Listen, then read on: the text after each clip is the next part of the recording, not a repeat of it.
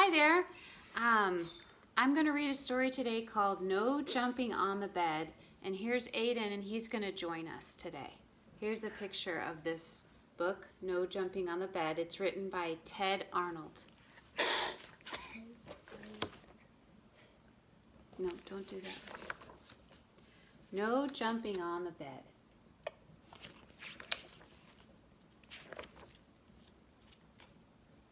So, I'm going to show you this picture right here.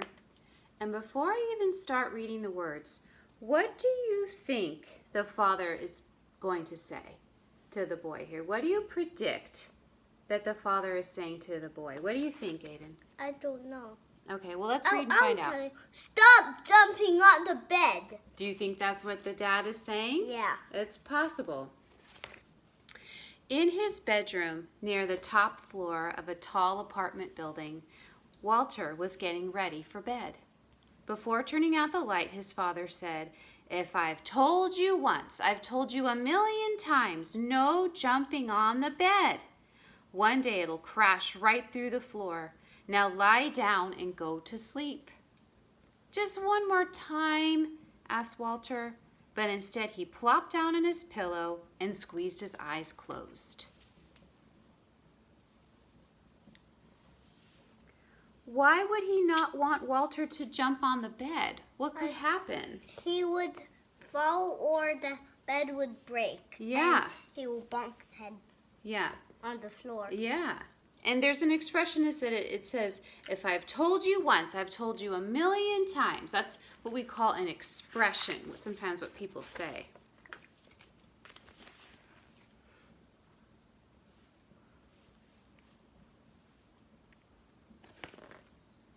I'm going to go back to that page for just a second here and look here. And the word plopped and squeeze. When someone goes plop, they go plop, like they make a sound like let's go plop. And can you go squeezed? Squeeze. Yeah. "Good night," said his father. He turned off the light and pulled the door almost closed. The room was dark and quiet, except for a soft thump, thump, thump coming from the room above. "That's Delbert upstairs," thought Walter.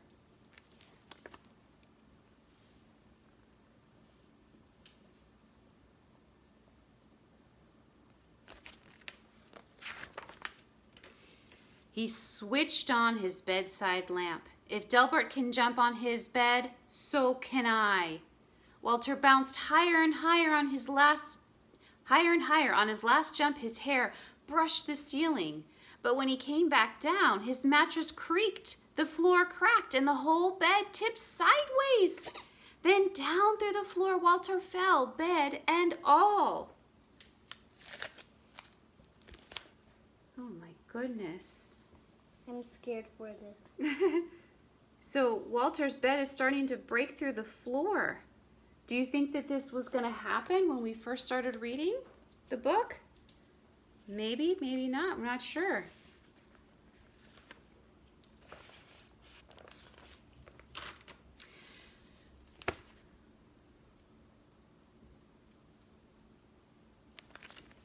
Now it happened that Walter's bedroom was directly above Miss Hattie's dining room.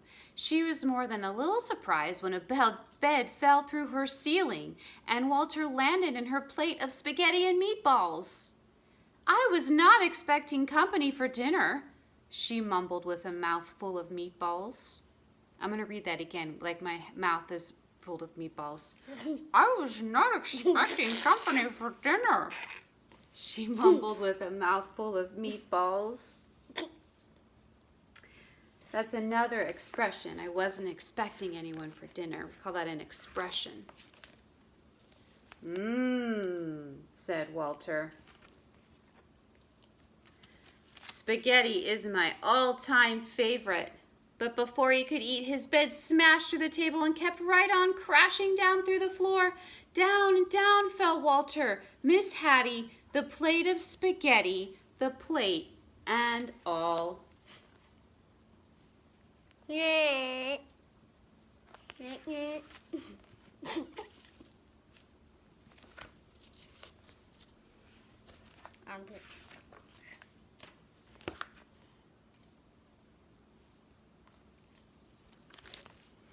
Miss Hattie's dining room was above Mr. Mattie's TV room. Mr. Mattie didn't even notice a bed falling through his ceiling until a meatball bounced off of his head.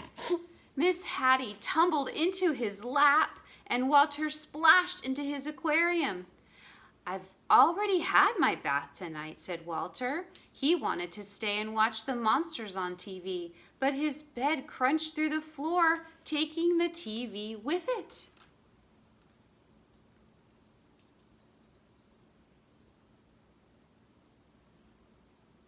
So Mr. Mattie is watching TV and a meatball bounces off his head. Where do you think that meatball came from? The plate. The plate or from her? Her. Right, it came through the ceiling. Through the ceiling. Above you is the ceiling. Yeah.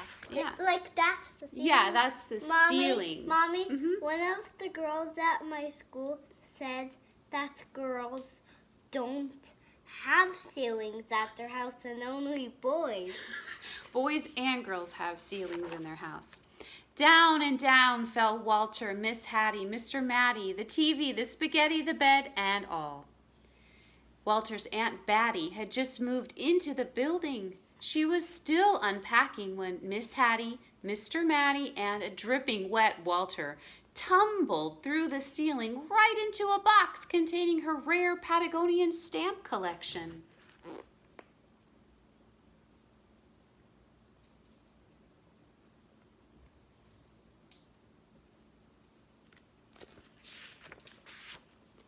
When he burst through the bottom of the box, Walter was a sticky mess.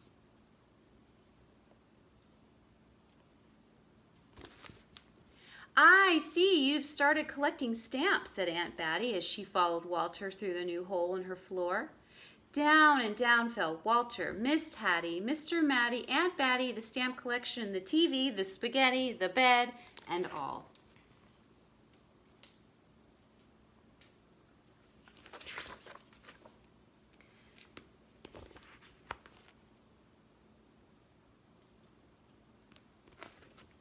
Patty and Natty had worked 3 days building their dream house with blocks. Afraid that Fatty Cat might knock something over, they carefully shooed her out for the night.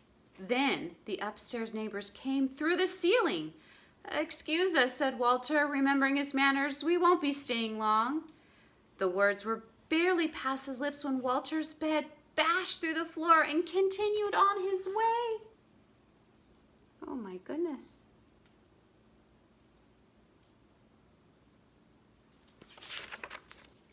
Down and down fell Walter, Miss Hattie, Mr. Mattie, Aunt Batty, Patty, Natty, Fatty Cat, the stamps, the TV, the spaghetti, the bed, and all. The last thing Mr. Hanratty ever expected to see was a bed coming through his studio ceiling, followed by nearly everyone in the building.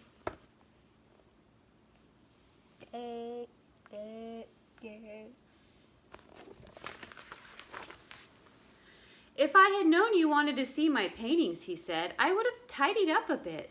But they never once paused to admire Mr. Hanratty's colorful artwork. They were too busy splashing in his cans of paint. Then his floor caved in and everyone followed Walter's bed down through the hole. Down and down fell Walter, Miss Hattie, Mr. Mattie, Aunt Batty, Patty and Natty, Mr. Hanratty, Fatty Cat, 17 cans of paint, the stamps, the TV, the spaghetti, the bed, and all.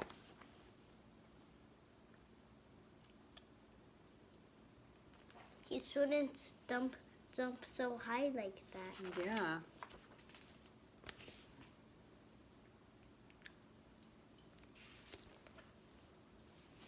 Maestro Ferlinghetti and his string quartet were astonished by the colorful crowd that fell from the ceiling. Astonished. Can you say that word? Astonished. That means you're surprised. Yeah. Astonished. Okay.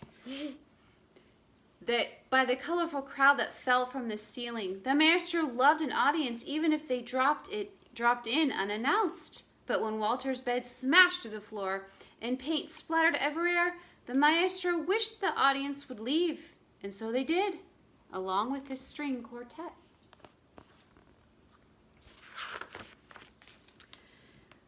Maestro Ferlinghetti's practice room was also the basement ceiling.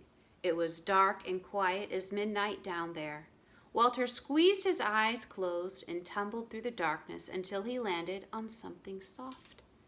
He opened his eyes. Everything was in its place. His bedroom lights were out. The door was almost closed, and through it Walter could hear his mother and father talking quietly.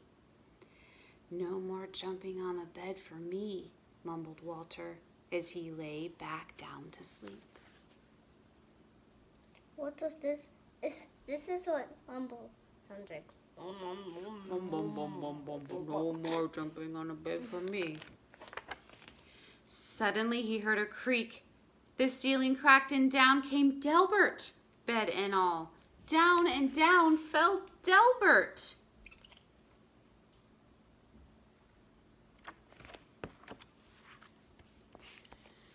And that's the end of No Jumping on the Bed. I hope you like the story. Have a great day. Have a great day. Bye.